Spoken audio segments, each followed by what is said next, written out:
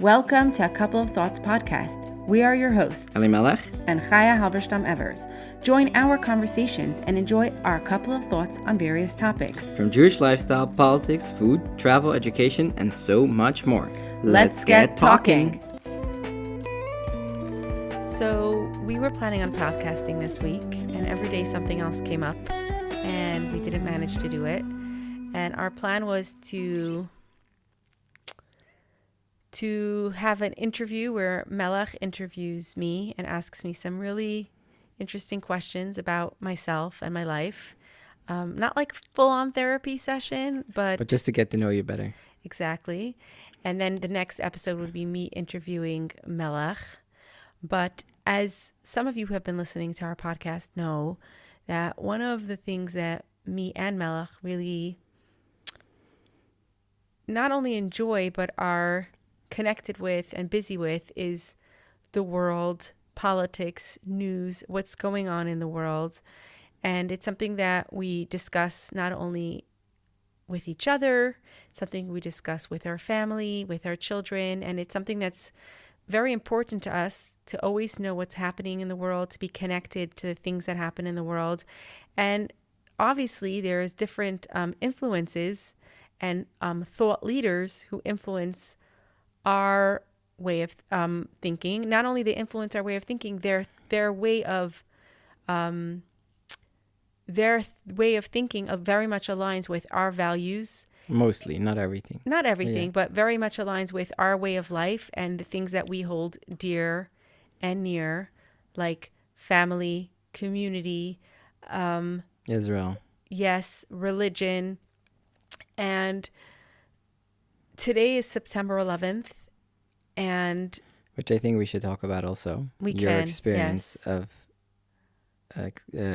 September 11th when you were in New York, actually. And I'll say shortly where I was. But yeah, you should say your story. And then we're basically going to talk about Charlie Kirk and his passing. Actually, it wasn't even a passing. It was his murder, his assassination. And in broad daylight. I never thought that when a political thought leader would be killed down, that it would affect me or that it would bother me so much. Same here. As it really has been. I really had a hard time sleeping last night. And, you know, in our little bubble and community that we live in, we're very busy with our Jewish life and our community and the things that we do and our holidays and our Shabbat and all those things.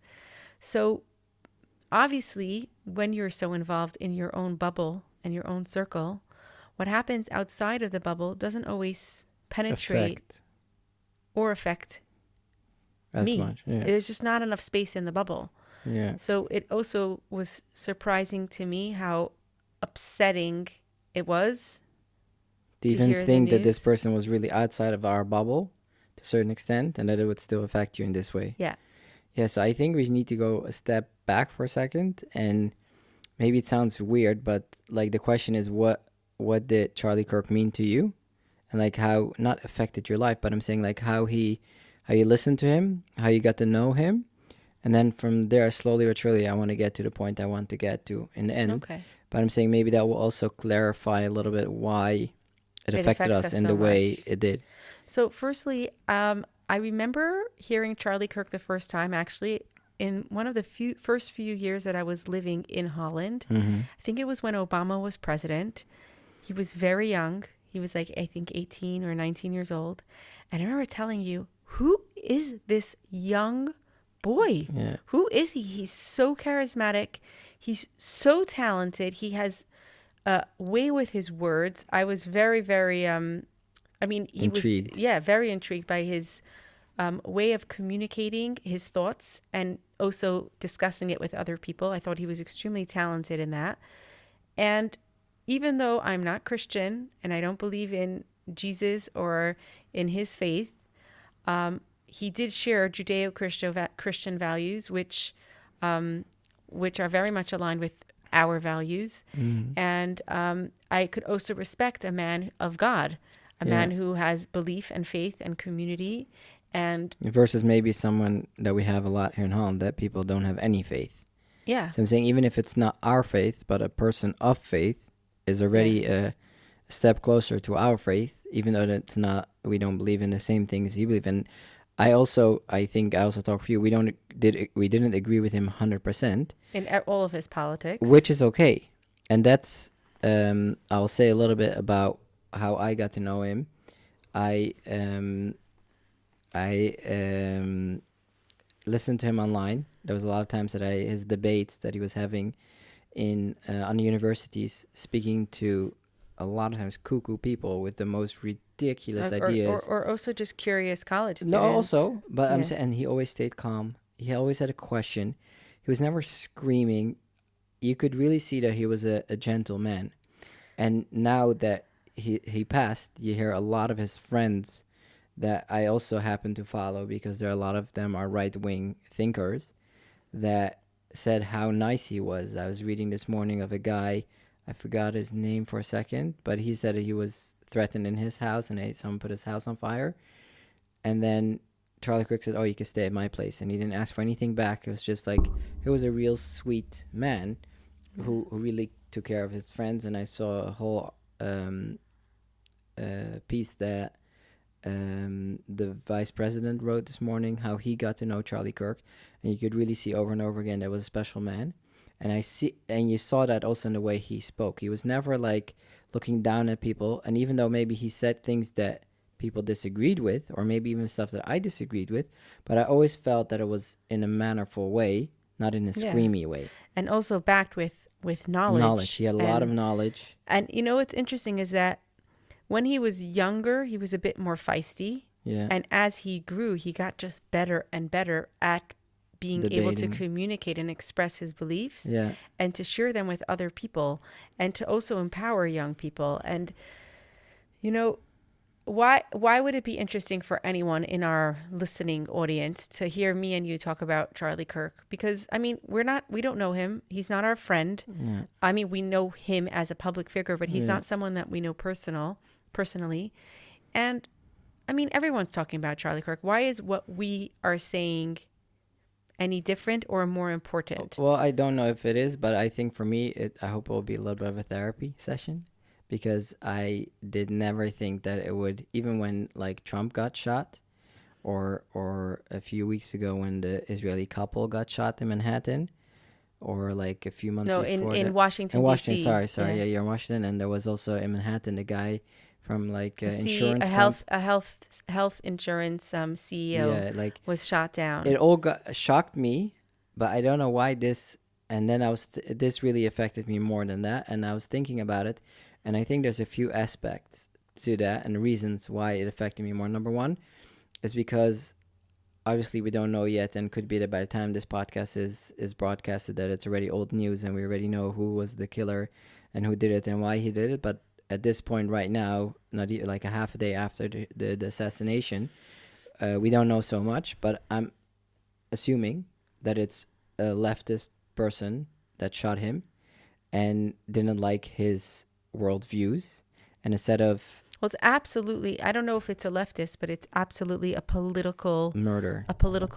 And it could also be a foreign entity that shot him. Could be. But obviously it's somebody who doesn't agree with his point of view, his values. And instead of having a good argument or conversation, say, hey, I disagree with you, and we fight each other with the words, someone decided to say, I cannot argue with you with the words, so I will kill you.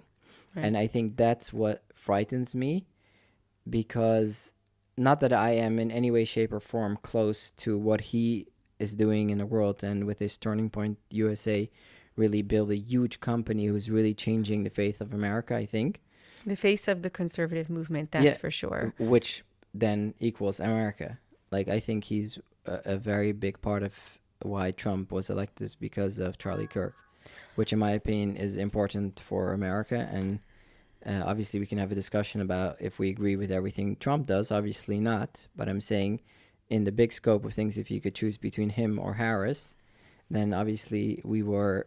Thank God that Trump became the president. Exactly. But I also think, like, me and you, I'm not per se a Republican in any way. I have a lot of liberal ideas. I think we're more independent when it comes to, like, our politics. We're fiscal Republicans, like as in when it comes to economy and economy, but taxes. social issues, which also was maybe more in the olden days, but nowadays I think I'm more Republican than I was before, because not because the Democrats have gone so Okay, much but left. social issues has become very wokeified. But I'm Yeah, saying is in relation to a lot of social issues, I don't I don't. 100% agree with the Republicans, but We're a little bit especially Dutch in that way. yeah, but Yeah. in other way, in a sense, in America, that you have a two-party system. You're always gonna have somewhere that you're not agreeing with the party you're voting for. So it's or black or white. So if you're not all blacks and not all white are 100% your views. And Well, even here in Holland, where you have so many parties, there's not one party you agree 100% on. There's for gonna be sure. issues that you disagree. So But I also think that something that's very interesting, actually, Bill Maher, who's a comedian and also like a like a he talks about like the news and yeah, yeah, yeah. he has a show and he's very funny, but he's very open. He's liberal and he's very open to talking to anyone on both Yeah. sides of the aisle. And he says something that basically everyone now is in the middle and only like crazy woke people are on the edges. Yeah. So everybody from both sides of political spectrum are kind of now all one group of people. We're the normal people, and everybody else kind of is Yeah, but crazy. correct. But Anarchy, basically. okay, but I feel that a lot of the left extremists have the mic, and a lot of their crazy, crazy ideas, they want to become mainstream, and some companies go along with it till a certain extent, till they see that, hey, you go woke, you go broke, and they have a lot of the media behind them, or at least the old-fashioned media, which is a problem. And that's where I think it hits home a lot, is that yes, we have been hearing, oh, Trump is the new Hitler, and he's a Nazi, and everybody doesn't disagree with us, they're all Nazis. So that would mean, oh, if it's really, let's say it's true for a second that they're Nazis, would you not want to kill a Nazi? Wouldn't you want to have the baby Hitler moment? You're like, hey, this person, if we kill him now, then he can't become president. Because I know, but I don't like to say that speech of anybody or rhetoric of anyone with influence is what causes violence, because the left can use that same both ways. argument to say that, yeah, well, Charlie Kirk was a very misogynistic man, so he deserved to die. Yeah. But I think which is more is, who made you judge an executioner that you get to decide who lives and who dies in a civil democracy where discourse, where dialogue, and where conversation is the basis, the town hall, Yeah. is the basis of a democracy. Which comes down to another very important point. He was murdered because of his opinion and nothing else. He wasn't an Israeli. He wasn't Jewish. He was just a regular, quote unquote, American. He was a Christian American, and he was murdered for that in a broad daylight, shot. And he has a wife and 2 children. And it's just so sad to see that just because you have an opinion, and I think maybe that's where it hits home. Not that I am a public figure, but I do have an opinion. I do on X say things that maybe will make people upset. And if you're saying, oh, that's okay because this person, and that made me very upset this morning also, when you open up social media and you see people rejoicing on the murder of a person who was a father who was just giving his opinion. And people are like, oh, thank God, it's like Charlie Kirk is Day. dead. Yeah. It's like, what is wrong with people? Like, obviously, you don't know if 100% oh, these people are really real, or if it's just bots, or people want to have their one moment of fame to see if people, To troll. Yeah, to troll. I understand. But now I'm also starting to understand why what happened in Israel was so quickly forgotten. Is because we had October 7th, we had an enormous amount of people murdered in the streets of Israel. It was so quickly turned around because, yeah, well, Israel, they're occupiers and they do genocide, so it's okay. And so quickly, not even 24 hours after this person was murdered on the streets of Utah, there's already people saying, like, yeah, well, it's his own fault. Words matter. Hello, MSNBC was literally saying that when he wasn't even confirmed that he died. Yeah. Well, that's what happens when you speak in such a way. Yeah, and you they were know, saying it was shot by someone who's celebrating. yeah. Like, and that's the mainstream media, and we're not talking. And those are But- not internet trolls. But you know what I realized, what was so amazing? Not, I mean, amazing, but what really touched me was that when I saw the headline on the New York Post, because I check that once in a while, that he was shot, I didn't turn on MSNBC and I didn't turn on CNN. I said, what's Megyn Kelly saying about this? And she had a live, and I listened to her, and I listened to the Daily Wire, and I think hundreds and thousands, if not millions of people all across America didn't tune into mainstream media to hear what was going on. They turned into alternative media, which I went to X. Yeah. And I right away got to see everything. Exactly. So in a certain sense, the whole way of people receiving information has shifted. Really, really shifted. And also, I have the opportunity on X to read something and think, is this a trustworthy source? Or not? And use my own brain and my own logic to, based on the person who's telling it and on his record, to say if something is true or not. Can we go step back for a second? Why do you not go to MSNBC anymore? Because you know that the information that they're going to be feeding you is what? It's totally like it's BS. Colored. Yeah. It's colored. It's BS. They have people sitting there in the studio that don't align with your way of living, don't align with your way of thinking. And they want you to think in a certain way. Yeah, and they decide for you what's good and what's bad. Yeah. I don't need that. I want the news. So you tell me the news. Yeah. And then I will decide whether it's right or wrong. And that's why I think it's very good that we have much more of a choice, a selection, where we could say, hey, I want to listen to this, or I don't want to listen to that, which is good. It comes with a price because X, there's a lot of garbage on there as well, unfortunately, and stuff that's not true, and you don't know who are trolls. But MSNBC, the mainstream media have become the trolls. Yeah, absolutely, you can see it.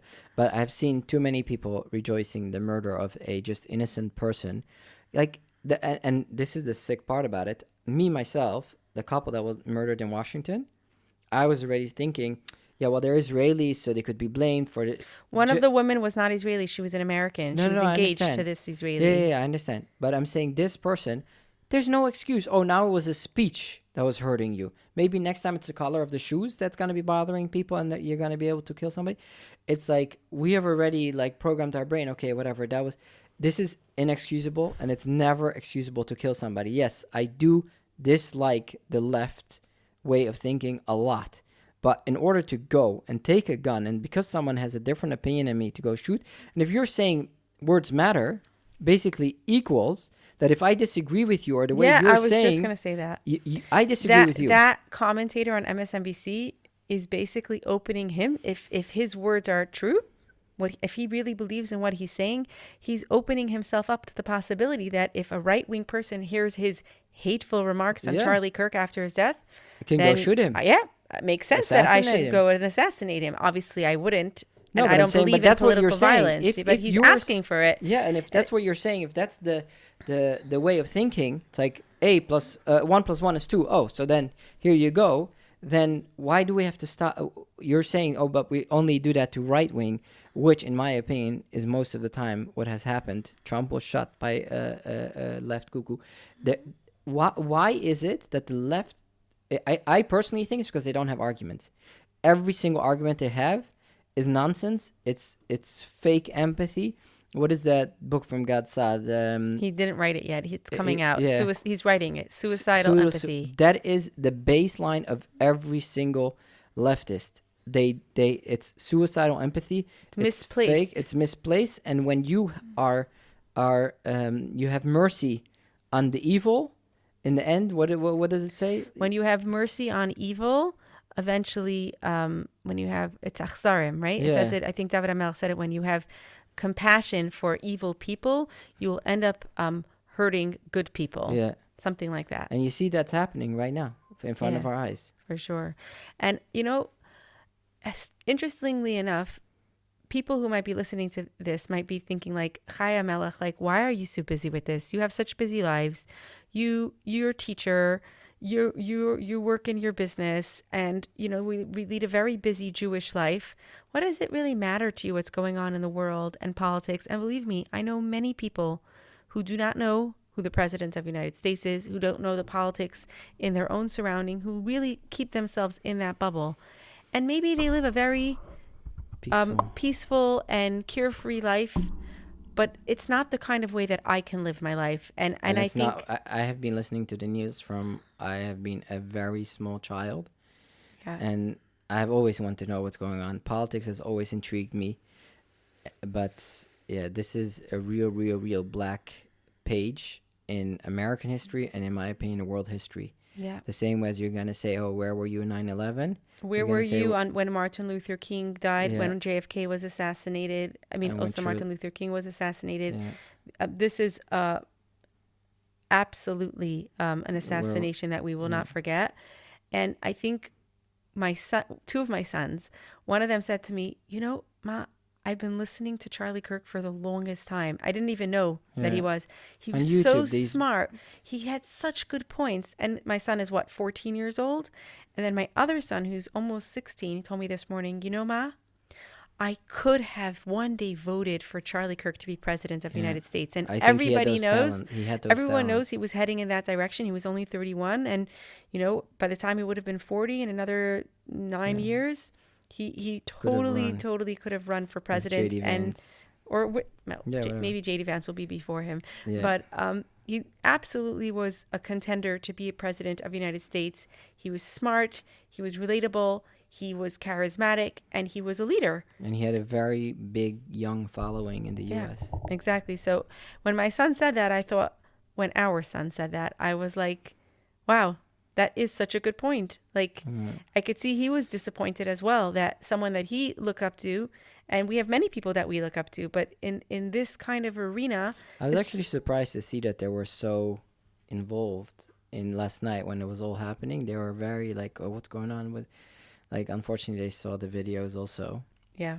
Yeah, I'm a little bit upset about that. Yeah, it wasn't for me. They saw it on somebody else's phone. Oh. Yeah. So because I did not want them to see it, because it was very hard for me to see. Can you imagine for a 13? You can't unsee it. It's horrible. And like, I wish I would have known, because I just saw he was nicked in the neck. So I thought, oh, maybe it's just another Trump kind of like missed him by like a smidgen. And then I watched it and I was like, I don't think that he's alive anymore. I actually think he died right away, if you ask me. Well, which is strange, because a little bit after there was Turning Point UK wrote that like 45 minutes before he was stabilized and he has a heartbeat. So it could be that they did get some kind of resuscitation, but I can't believe that his brain was not so much blood. Yeah. Anyways, that's very sad. And I think when last year when Trump was attempted assassination, it was Sunday morning, and I told the kids, it's not so much about that it's Trump. I'm not like this big Trump, like whatever. It's more the idea that a political figure gets shot because of his views, and I don't want to hear the garbage that, oh yeah, his language is violent, it's divisive. That's not a reason to shoot someone and kill them. And so argue with him. Bring in another have a better candidate. idea. Have a better idea. Bring in a candidate that can stand up against Trump. You say, oh yeah, he's a bully. Fine, you know that. So let's say he's a bully. So bring a bigger bully, or bring someone that can deal with bullies. Like, as if it's like, oh no, if you're a bully, then you can't deal. On every playground and every schools are dealing with bullies. Oh no, on the world stage, we can't deal with bullies. And I'm very sorry if that's the person that America chose, and it's a democracy. If you like it or not, you don't go shoot people. Yeah, I think also for quite a few years, I've been quite private online about my political views, mainly because I don't see I'm not a political pundit. I'm not a news anchor. I'm not someone who is involved in media in that kind of way. So I always keep my opinion to myself. I never repost things, even after October 7th. I once in a while I'll post something, but never anything that's divisive or negative or putting somebody down. And after what happened yesterday, I thought, maybe we do have to share more our political views. No, and I'll tell you even more. And I'm not ashamed. Yeah. And when I see people on my own Instagram or social media that I disagree with, I just unfollow them. I don't That's allowed. send them nasty messages. Yeah. I'm like, I don't want to see that in my In your feed. in my feed. So I'm just not going to follow you. And I don't agree with everybody, but maybe I should be more outspoken with my views. And maybe I should say, I think this pushes people to be even more brave, because if you want to shut me down because of my ideas, get ready. Yeah. I'm going to share You my will hear mine. ideas. This morning, I woke up and obviously with a pit in my stomach, and I was like, you know what, maybe we should stop with the podcast and I should get off X and like. A podcast doesn't have that many listeners. No, I know, but I'm as of saying, yet. okay, but we are having an opinion, Right. and I'm saying now we're giving our opinion, and I'm like, you know what, if that's the case, that would be the result of Charlie Kirk's murder, then it's the opposite of what we Right. should be, and we should go out and actually, we're allowed to have an opinion, and if you don't like it, come argue with me. Yeah. Come sit here, come to the podcast, and tell me why you think that what's going on is correct, and that someone like Charlie Kirk should be murdered, and Yeah. someone this morning said, 9/11, America deserved it. What does that mean? Yeah, like, how dumb could you I'll be? tell you what it is. And the thing is, we don't live in America. We live in Amsterdam. I'm American, so obviously I'm very connected to what happens in America. But America is the great experiment of democracy. It's the great dream of a true democratic republic. Yeah. And when you see that slowly, because of, evil. Leftist. No. Okay.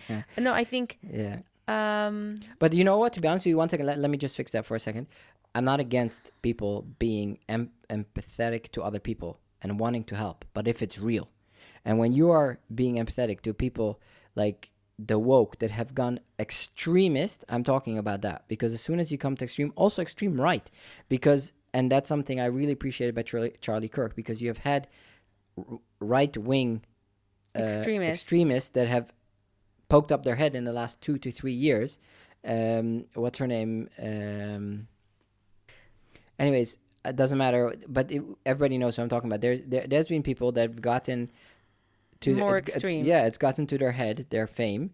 And with Charlie Kirk, I really feel that he stayed pretty much with the normal people.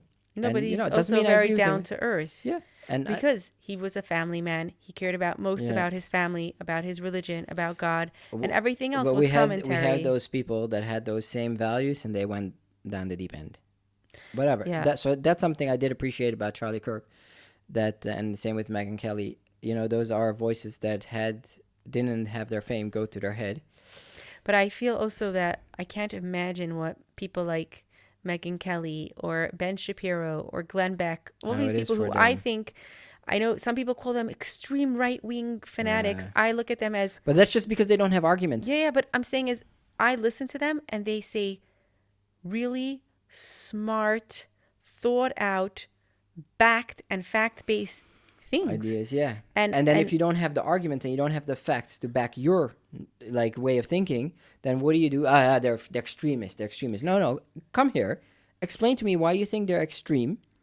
And then, or maybe it's because you don't have answers. But it's okay for someone to think that they're extreme, but to shut down people because you like certain ways of thinking, and to say that they're all like, to look at good and see the evil. That's really what it is. Is that when good becomes evil in the eyes of a very big percentage of the world, then we're in big trouble, because what is the truth? And that has been, in my opinion, the last 2 years since October 7th, the thing that has really drowned is the truth. The fact that the genocide is even, there's people, I was listening to his Dutch podcast, these 3 guys, they talk, whatever, it's nothing major, whatever.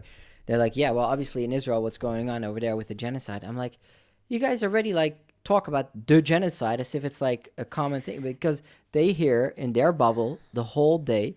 And that's what I'm genocide. Saying. The truth has drowned. I think also it's unbelievable. The genocide scholars decided that it's a genocide, so it's a genocide. And then you find out that to become a scholar of genocide, you just have to pay a $30 membership fee. You and me could have been part of it. Yeah, and then it's like, oh, so when you hear just the Society of Genocide Scholars, it sounds very official, right? Yeah. But it's the same with all these little non-for-profits that sound so like the UN changing their guidelines of what constitutes a famine or a hunger in when, order to make the famine in yeah, Gaza. it's like, But I'm sorry to say, they do the same thing with the climate change. They take off numbers to make it look like it's hotter now than it's been before. They play around yeah. and they So, manipulate us. yeah. So And then when you have someone like Charlie Kirk saying the opposite and saying, "Hey, listen, this is the truth. Prove me wrong." He went to England. And he debated with Oxford students. Yeah, exactly. And one by one, he took them down and disproved their nonsense. And but they don't have arguments to come back. So what do you Right. do? But the thing is like this, is that no one likes to be made to feel stupid. But he didn't do that. No, and he didn't. That's what I wanted to say, is that he literally just told truth. He asked And questions. and asks questions. But while many people would like get stuck and get frustrated and then just name call him because they didn't like his rhetoric, Yeah.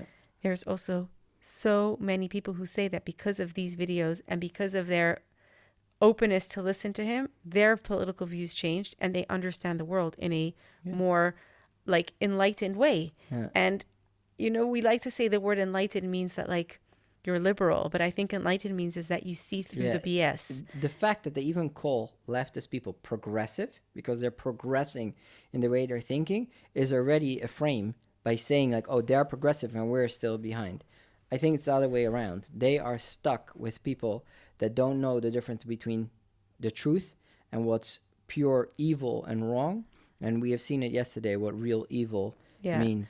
And which brings, you want to make no, but another I one? think also like our kids, I remember when, so I was saying it before, when Trump was assassinated, attempted assassination, I said to the kids, remember where you were when you heard this happen. Because just like I grew up hearing about JFK's assassination, but I didn't live through it. Yeah. And it's another point in history where something very impactful happens, and it's important to remember these things, and it shapes you also, and the way you look at the world and the way that you are going to experience things as an adult. Yeah. So I think So where were you? 9/11. on 9/11. So it's actually very interesting because before 9/11, I wasn't so into the news. I think I grew up with my mother listening to the radio. I think I said this with Menachem Toker in our last interview. Could be I said it on the podcast, but every time when my mother was preparing dinner, she was listening to talk radio and you know, Sean Hannity and Glenn Beck. Not Glenn Beck came much later. Yeah. I'm trying to think of who else. What's the guy between Mark one? Levin, No, that was later in the Curtis afternoon. Lewa, Curtis. No, you had from like 12 to 2, you had Rush Limbaugh. Rush Limbaugh. Yeah, so I really grew up with those voices in the background. And even though my mother is a very religious and pious woman, this was like her outlet. She was also someone who grew up in Europe, and she was very much connected to what's going on in the world. And we always still say that my mother is like, she runs the Pentagon for all those conspiracy theories out there. Like she knows how it needs to go. Yeah. And after 9/11, I still remember the day after 9/11, my mother went to Post Market on the corner of Crown and Kingston, and she bought every single newspaper and brought it home for us because we didn't grow up in a home with a TV. So Or newspapers. or newspapers. We did have the radio, but that was our only like access to outside world information. And I still have those newspapers till today. I saved them in a every box. single one of them, and I actually think I need to preserve them. And I was reading everything about 9/11. It was a very, very traumatic day. I was 15 years old. I was in the 10th grade, and I was sent out of class because I didn't come with my books. So I was roaming the hallways. Again. And I had to go down to the office to report that I was sent out of class. And when I came down, our halacha teacher, Mrs. Korf, came running up the steps, and she was screaming that the towers are on fire. And I just thought she was being dramatic. And then a minute later, Mrs. Simpson, our sichos teacher, came running up the stairs, and she said, they collapsed. And she was white, and everyone was all the teachers were huddling and discussing. So I ran upstairs and I opened up the door of the classroom and I said, the Twin Towers collapsed. And of course, our teacher was really angry at me. And there are friends of mine who say till today that they remember that I was the one who broke the news. I can see our Mendel doing that, by the way. Just saying. Yeah. I remember we went on the roof of school, a few of us, and I still remember, Chani Hecht from Mimulo, like the flower shop. Yeah. She was on the roof with another girl, I forget her name, with curly hair. And she said to me, we're at war. So I said, with who? She's like, I don't know. We're at war. They declared war. And I was like, but with who? And she didn't know. And then we found out that school was closed and we needed to go home. So we all went home, and it was a feeling like it was the most, September 11th, 2001 was the most But beautiful. one second, what did you see when you were on the roof? You saw the No, we didn't smoke. see anything. You So we didn't smoke? go on the upper roof. We went on like a lower roof. Because I'll tell you, one second, I'll let you finish. My brother Shmuley was also in New York that year. And they went on the and roof he of went on the roof Alitera. of Lubavitch Yeshiva, and They he could was see able to it. see smoke. Yeah. So no, we didn't, but it was one of the most beautiful sunny September mornings. It was like the perfect crispy weather. The sun was shining exactly the way it should. The sky was blue. It was really like. But at some point, you did smell it, though, no? So in the weeks after 9/11, whenever it would rain, it would just smell like ashes. Yeah, You can burning. actually smell it. And after this happened, of course, I started listening to the radio. Non-stop. And I never ever stopped. I don't know if it's an addiction or if it's something that I need to do. I need to know what's going on in the world. I need to hear the news. I remember when Giuliani threw Yasser Arafat out of the UN and how powerful that moment was for me, and how proud I was as a New Yorker that this was my mayor representing us, throwing such an evil man out of the United Nations. And I don't know what happened to Giuliani. Things got weird for him when he Just got recently into a car accident. Yeah, I think he's okay. Yeah. And then, but I don't know, since he dyed his hair and it was dripping down, that was just It's bad. a little bit of a picture that's like Yeah. put in your head. But yeah. you know, being a New Yorker and experiencing that, and for many years I never went back to the area of 9/11 because I was really afraid. And I don't know if I told you this, but 2 days before 9/11, it was a Sunday, I was with my brother and his two daughters, and we were heading to the Twin Towers on a Sunday afternoon trip. And while we were on the bridge, there was a lot of traffic, and my brother said, you know what, I don't want to go into the city. And we continued on to New Jersey, and we went pumpkin picking or something, I don't know, apple picking. And I remember seeing the towers and looking at them and saying, oh, shame that we can't go today. And I remember my niece then said to me, now we can never go to the Twin Towers. And I always imagine that, I think if I would have been there 2 days before, it would have probably been a bit more traumatic for me. So maybe it was Hashem's way of protecting my innocent 15-year-old. Actually, did you go back? Because my brother Shmuley, who was on the roof, he actually worked for a few years in the Freedom Tower. Did you go? I've never been inside the Freedom Tower. I've never been at the 9/11 Memorial. Yeah, I did. There is something that holds me back from going there. I've been to like downtown Manhattan, but I don't know what it is. Yeah, but I was there inside the building. It's huge, whatever. It's beautiful. It's all new. But it was a little bit of, like, not scary, but you're, like, aware. Like, because very mindful of it. Yeah, mindful of that you're in a place where such a huge terror attack happened. Yeah. I mean, I've been to the Twin Towers as a child. My brother, when he was dating, he went to check out the Twin Towers as a dating spot, I guess. So he took us first to check it out. Yeah, cute. And so I remember going with him. But I was actually in 9/11. I was in Manchester. I was in yeshiva. It was, I think, my second year in yeshiva. It was 2001, right? Yeah. Yeah, so I went to yeshiva in 2000. So this was the second year in yeshiva. And it happened in Elul. So, like, it was a few days before Rosh Hashanah that it happened. And 9/11 happened. So in yeshiva, like, but also was 3 o'clock in the afternoon when it happened, or at least when we found out about it. Or like 3 o'clock in the afternoon. So it was obviously all the Americans were very like worried. Is everybody okay? You know, because there was a lot of rumors going on that there was another airplane and it's in the Pentagon, and there was another one going to the White House. We really didn't know, and we didn't have radio in yeshiva. So people tried, go to listen to the radio elsewhere, whatever. It was very like dramatic, and then a few days later I had to fly home in an airplane, and even though the first few days it was no airplanes at all, they shut everything down, and then slowly but surely they started up. And I remember coming into the airplane, walking in, and I saw a Jewish girl over there. She was sitting and she was like grabbing a Tehillim, and she was like davening really, really hard. And I'm like, yeah, I guess I understand. It's quite scary to be flying at this moment, like maybe it was 3, 4 days after 9/11. Yeah, I can imagine that being scary to get on a plane. A few I days after. yeah. Um, it's it's something that I think I think I found a letter that I wrote to a friend. I don't know how I had the letter. So a friend wrote me after I had written her. I like a friend from camp that I felt like our life will never be the same again. Yeah. And she wrote back, and we were, I guess, having a back and forth about it.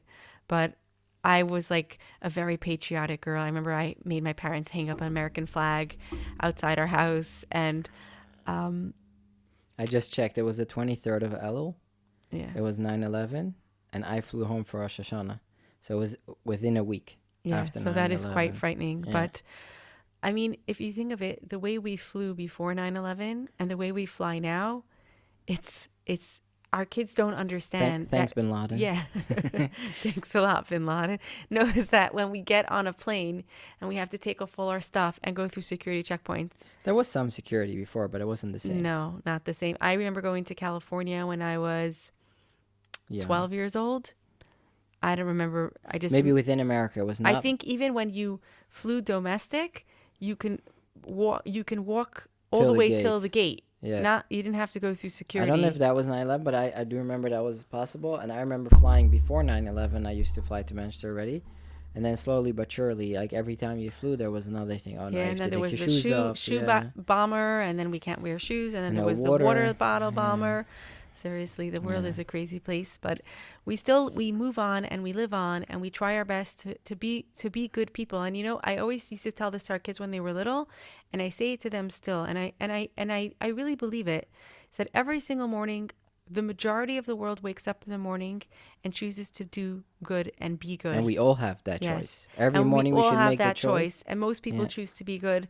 And sorry, I think I wanted to say every morning people wake up and they have a choice to be a good person and a bad Yeah. person, and the majority of the world chooses to be a good person. And I will never stop believing that, because Yeah. if you can't believe in humanity and in the good of people, then And where will it end? no, it feels not like a safe place to live. And one be. thing that I would like to say is that what helps me is to stay close to yourself, to your family, the people that love you, who are in your closest circle, and love them even more, hug them even more, be even nicer to them. Because in the end of the day, that's, at least for me, my responsibility. And obviously I can try to take care of the whole world, but that's not practical. And that's why, especially when these kind of horrific things happen, I come closer to myself, closer to the children, closer to you, hopefully. But I'm saying, like, it's really, and that way I hope, go through these hard times. And hard times make strong man, easy times make weak man make, I don't know, whatever it does. But it's yeah, let's hope that next podcast will be a little bit more upbeat and more happy. Okay, so we finished our recording a few hours ago, me and Melech, and then I came home, and kids came home from school, and I was cooking dinner, and my son Mendel came home from school, and he had so many thoughts about what we were talking about today. And I said, Mendel, after dinner we're going back to the studio, and we're going to have a little conversation, because although Mendel's turning 16 in like a week, I think you've proven to be wiser than your 16 years. And I really wanted to give you the opportunity to share some of your thoughts. First of all, say hi to everybody. Hello. A little more. Come on. Hi. Okay. And when you came home, as you always do, you're always very enthusiastic about something that happened that day in school. And the first thing you told me about was what you decided to do for your report in your English class. So I'd love if you could share what you came home so enthusiastic, even though it's a little bit of a sad subject. Share with our listeners what you came home to tell me. Well, so in November, I will have to do for English a presentation for my like exam, and I had to choose a subject that had to do something with an American country, and I decided to do it about political violence in the United States since what happened last night in America in Utah. And I actually found it very interesting, and I dug deeper into it, and found very interesting things about what happened, like to Charlie Kirk, of course, but also to like in the murder of JFK and Abraham Lincoln and the attempted murder on Donald Trump. And I think it's a very interesting subject to talk about. Wow. So I really applaud you, Mendel. I think there's maybe one assassination that you missed from the genre. Maybe you mentioned it earlier, the assassination of Martin Luther King. Also possible. Yeah, that's also a political violent attack. I actually was in Memphis, Tennessee, and I saw the place where Martin Luther was assassinated. That's also, I think, okay, that's the mother of me telling you what else to add to your project. But why do you find that it's so important to be aware about our biases and what the downfalls are of political violence?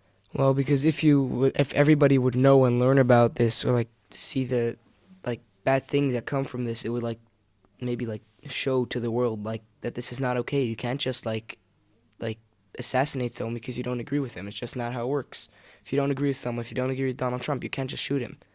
Right. And I think it's very important for the world, for everybody, for especially America, to understand that it's just not how the things work. That is absolutely true. And I think one of the things that we had a discussion about, I asked you a few hours ago, now think about someone who you really disagree with politically.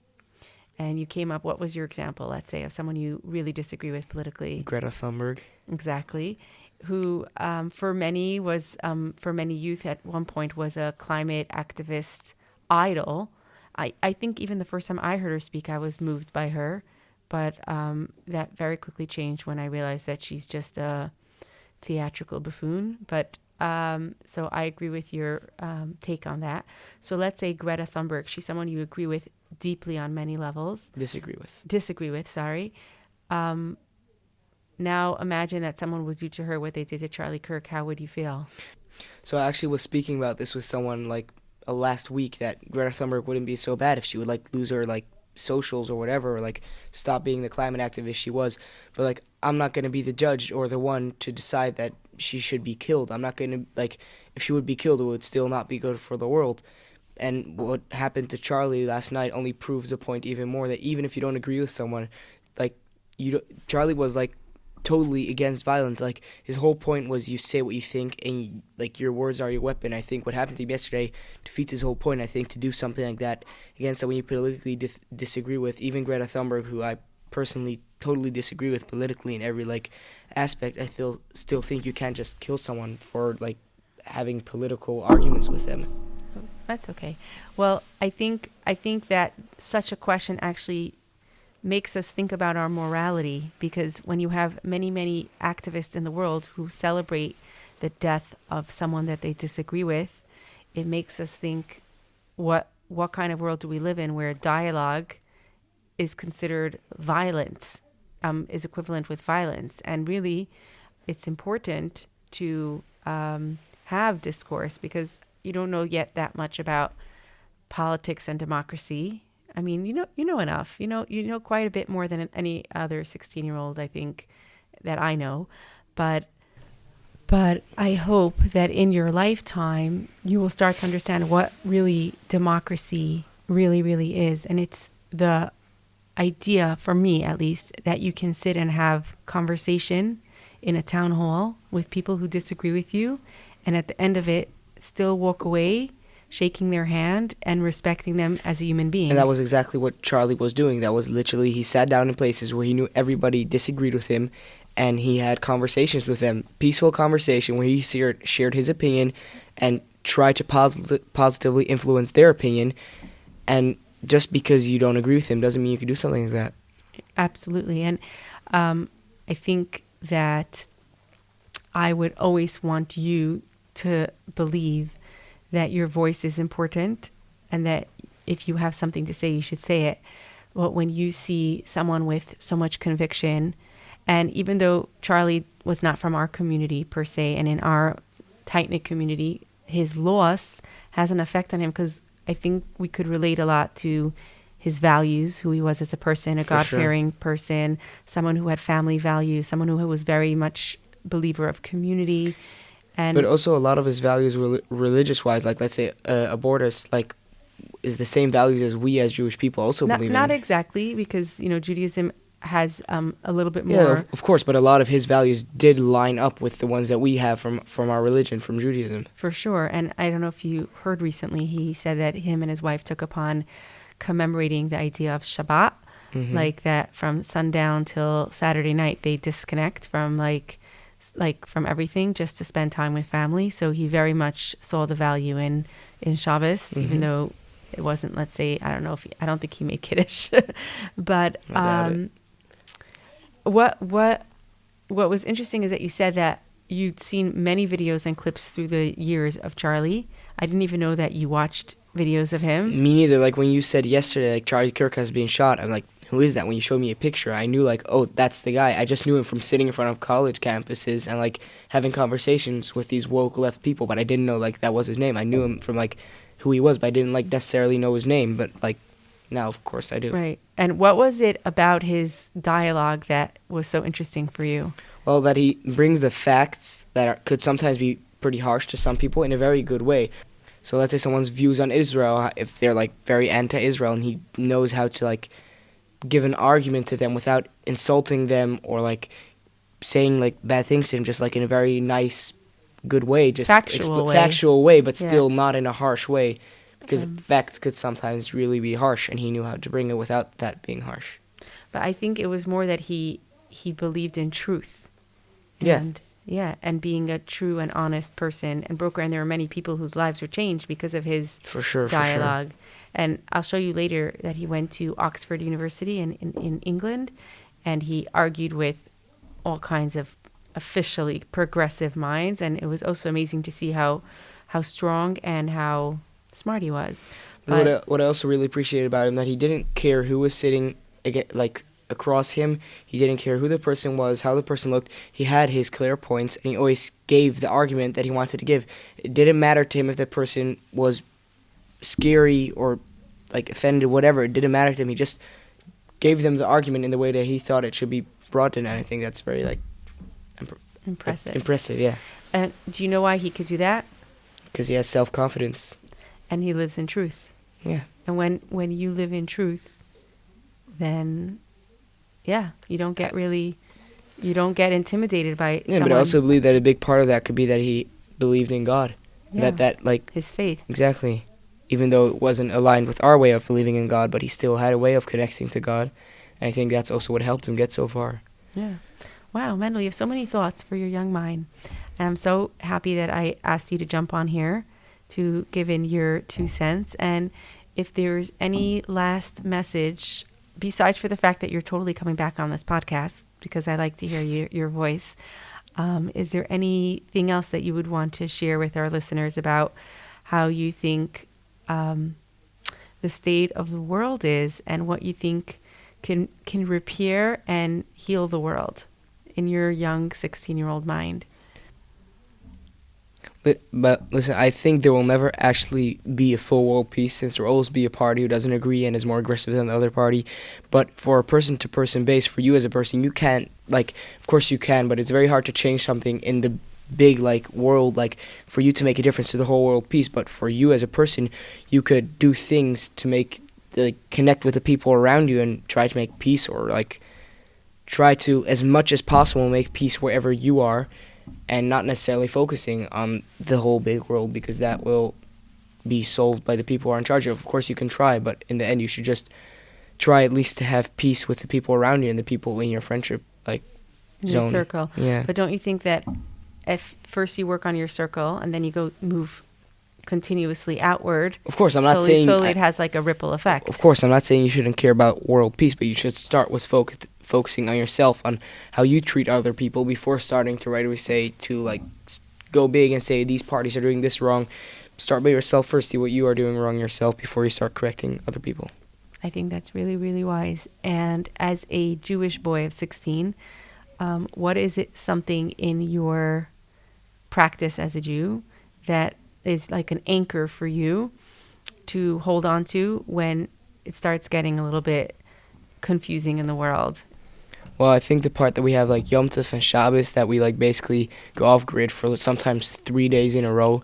And basically in that time, we don't have phones, we don't have electricity, we don't have cars, no bikes. The only thing we can do is be with friends and family. And that's something that's like, there aren't a lot of people in the world outside of the Jewish nation that have that at 1 day in the week. And like every few months for like 2-3 days in a row, you disconnect and you're only with your friends and family. I think that's something that like a lot of people can learn from.